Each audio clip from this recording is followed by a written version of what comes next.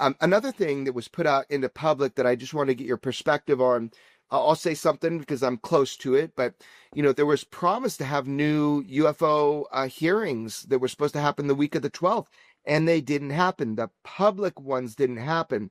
And I've got a little background on that. I can probably tell you why, but here's what people might not know. Maybe in UFO X and that people know, but there were two classified briefings. And I think that's coming out public enough where I could say something.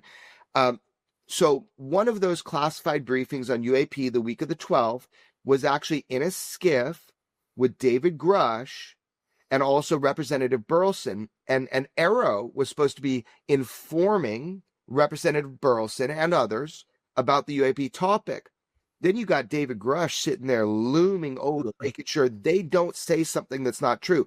I mean, through little birdies, I heard some of possibly some of the things they tackled.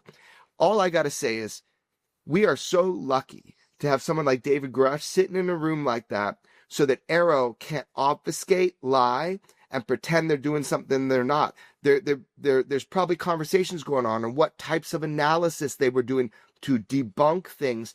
Man, I'd love to have a guy like David Grush sitting right there behind, whose job it was at NRO to look at stuff like that, who has a deep knowledge, came forward as a whistleblower, and was able to kind of, I hope, in that room, was able to bring everybody to brass tacks. Word on the wash, birdies tell me that it was awesome to have David Grush in that room because he kicked some ass for UFO transparency. Yeah, it would be great to be in that room, be a fly on the wall, or see a transcript or a tape. I don't think we're ever going to see that, but we do have little bits and pieces of what it was like. And I guess, I think he gave a bitch slapping to a couple of people at a couple of issues, including ones that we are involved with. Some things that we've been reporting. Guys, it seems like David Grush is having the absolute time of his life, right? He's just in Congress within these secret briefings, just up above everyone, making sure and looking like a hawk to make sure nobody tries and push any bullshit, because he's patriotic. He does the things as he should, guys. Really love David Grush, okay? And there's more congressional hearings coming soon, and these will be public. So make sure you watch to the end because the best parts are there. Like this video, it helps out, it stimulates the algorithm. And we're trying to grow this channel. 419 subs right now, daily uploads. Enjoy this motherfucking video, okay?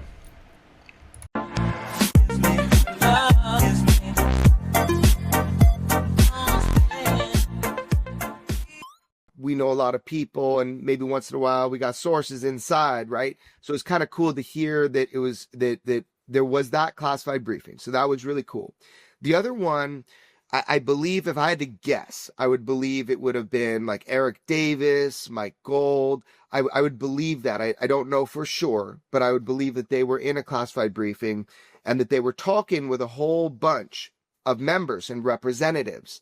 And that when they were doing that briefing, that they were able to kind of talk at a level which they couldn't in the public thing. So although we didn't have what everybody wanted that week of the 12th, which is like open congressional public hearings with firsthand whistleblowers, which I was fighting for, still fighting for, like for Matthew Brown as well. I think the American public should have him on the stand, maybe put his hand on a Bible or something and let him talk, right? It'd be great under oath to hear that. But I will say this, Representative Luna, Representative Burchett, Representative Burleson, and apparently Ogles, Representative Ogles as well, if they keep fighting, we support you and we want to have more hearings. And because I've been talking with the people that are arranging all of that, they've been tapping you and me to try to get the best firsthand whistleblowers there.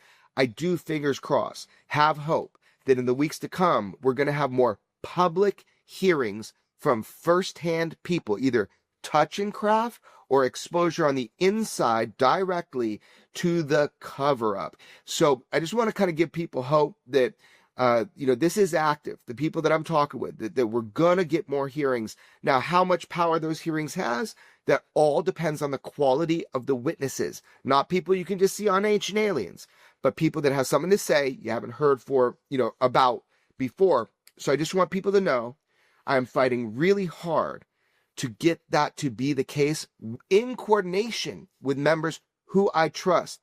compared to the slippery members that did the last hearing that completely lied to the American public. The ones I named are on the straight and narrow. They're ones I trust so far. So let's get going. Let's get some more hearings. Guys, I think we just have to take 1 second to thank David Grush, okay, for his service, really pushing for the UFO transparency fight, and Jeremy Corbell, like, he's been pushing for this really hard too. So all these figures just make it possible for us to try and claw our way into knowing the fundamental truth about our nature of reality, right? So yeah, just a big thanks to him and all this content we can enjoy, right? So, and supposedly, right, there's going to be so many first-hand whistleblowers, and supposedly David Grush is not, originally he couldn't state whether he was a first-hand, but now that has changed seemingly, and all these people, like, for example, the age of disclosure, in other words, the age of waiting, right? There's first-hand whistleblowers there too who have seen shit with their own eyes.